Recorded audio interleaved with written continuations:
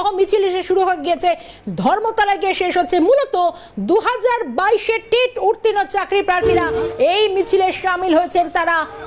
তাদের চোখে আজও জল।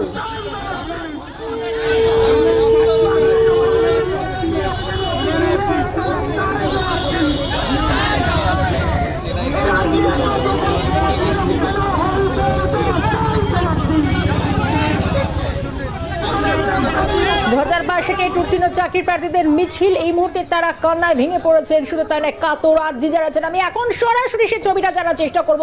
আমাদের সঙ্গে রেশমি রয়েছেন। রেশমি, আমরা গতকালও দেখলাম আপার প্রাইমারি চাকরি প্রার্থীদের রাজপথে মিছিল, আজও দেখলাম 2022-এ টেট উত্তীর্ণ চাকরি প্রার্থীরা, তারা আজ পর্যন্ত নিয়োগ হয়নি, কোন রকম তাদের একটা চাকরি জোটেনি, রীতিমতো রাস্তায় শুয়ে পড়ে কাতর আর্জি, চোখে জল চাকরি প্রার্থীদের। রেশমি, কি ছবি?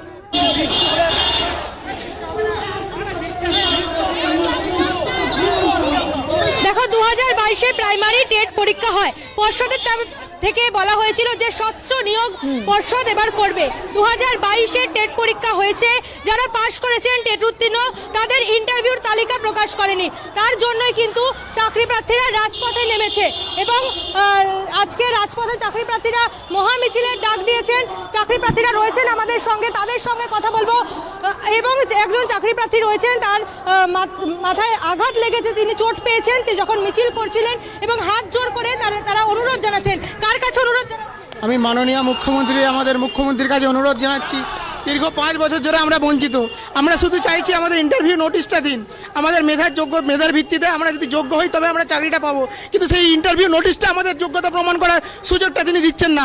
আজকে 2 বছর ধরে আমরা রাস্তায়, 5 বছর ধরে আমরা বঞ্চিত। আমরা শিক্ষিত বেকার, আমরা বিক্ষোভ প্রদর্শন করেছি। এই বেঁচে থেকে এই পার্থিব শরীর রেখে লাভ কি? একটা শিক্ষিত বেকার যুবকের বেঁচে থেকে লাভ কি? তার কোনো সরকার যদি বিহার তো পাচ্ছে, সেটাই তো বড় কথা।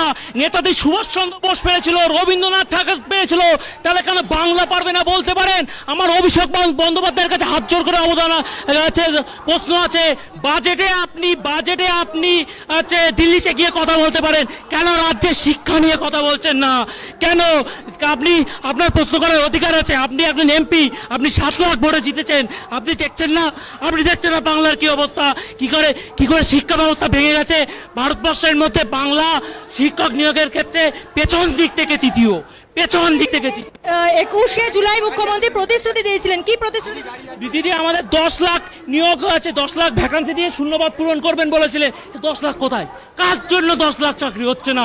আমরা তাকে দেখতে চাই। কোন আইনজীবীর জন্য 10 লাখ চাকরি হচ্ছে না? এটা আমরা মানি না। আপনি সার্কুলার দিন, তারপর দেখবো চাকরি কি করে না হয়। চোখে চোখ রেখে কথা হবে। আপনাদের নিয়োগ হচ্ছে না কেন, কি মনে হয়? আমাদের নিয়োগ হচ্ছে না শুধু সরকারের সদিচ্ছার অভাব, আর কিচ্ছু না।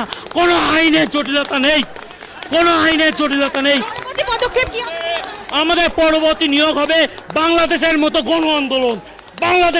গণ আন্দোলন আমাদের হবে। রাস্তায় মরবো। আমাদের সব মায়ের কোল খালি হবে না, আমার মায়ের কোল খালি হবে। শুধু আমার মায়ের কোল খালি হবে। আবু সাঈদের মতো আমিও জীবন দিতে প্রস্তুত।